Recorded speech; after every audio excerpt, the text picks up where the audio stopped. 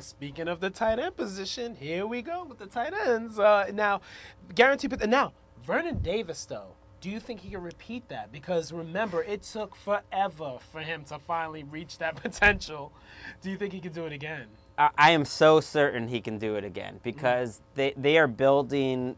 He is their guy, sort of, on that team on offense. It's really not Frank Gore in terms of the leadership, and the guy Singletary looks towards. That's right. Especially after that first game that Singletary coached, you know. I was watching this State of the 49ers address they did, and they asked the GM and the coach, what's the big difference between now and these other 49ers teams? And they said Vernon Davis was the first thing they said. They said Vernon Davis is a unique player that we build around because he's the best blocking tight end in the league, they think, and that good of a receiver. He's just a beast. I think the light has turned on. He's got a great schedule. So to me, he's a very safe pick. Wow. And for the breakout stars and sleepers, we have here, of course, Zach Miller with Jason Campbell, a better quarterback there.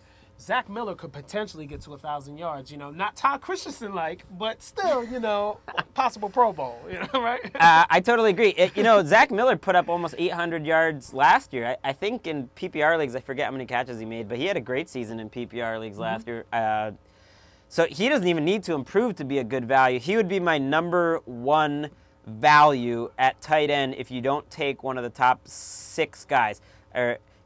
We did those breakout performers. If you don't get one of the top 4, then I want to wait a while. That's right. Get great value. Absolutely. I think you could take a guy like Witten or Gates or Finley if they fall to round 5 or 6, but if they go before that, just forget it and wait till like round 9, 10. That's right. I usually wait till 12, actually. You know? So definitely. And Fred Davis. Fred Davis had a great off season and everything. You know, the OTAs. He's going to take Chris Cooley's shine, looks like. Yeah, I don't like Cooley this year. I think they're going to end up being very close in terms of their production. They could both be decent. It's hard to have 2 good tight ends on one team, so that's going to make it very tough for both players. But I like Davis's chances.